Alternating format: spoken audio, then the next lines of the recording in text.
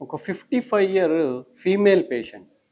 పొట్ట విపరీతంగా ఇలా ఉబ్బిపోయి హాస్పిటల్‌కి ఎమర్జెన్సీలో వచ్చారు.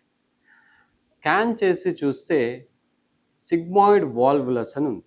అసలు సిగ్మాయిడ్ వాల్వులస్ అంటే ఏంటి అంటే, పొట్టలో ఇంటెస్టైన్ ఏదైతే ఉంటుందో నార్మల్‌గా ఉండేదానికన్నా రివర్స్‌గా ఉంటుంది. అంటే ఇక్కడ తిరిగిపోతుందనమాట. దానివల్ల ఏమవుతుంది, లోపల మొత్తం తిన్నది ఏదైతే ఉంటుందో కిందికి వెళ్ళకుండా ఆ ట్యూబ్‌లో నిండుతూ ఉంటుంది.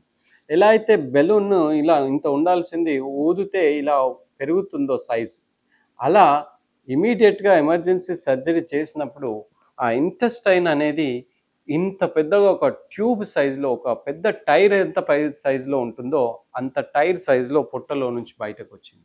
దాన్ని ఇమ్మీడియేట్‌గా దాన్ని తిప్పేసి దానికున్న నార్మల్ పొజిషన్‌కి చేయడం వల్ల నార్మల్ అయింది. సో, ఇది సిగ్మాయిడ్ వాల్వులస్ అంటే ఇలా ఉంది అంటే ఒక ఎమర్జెన్సీ సర్జరీ చేయాల్సిన అవసరం ఉంటుంది. లాప్రోటమీ సర్జరీ అంటాం. Thank you.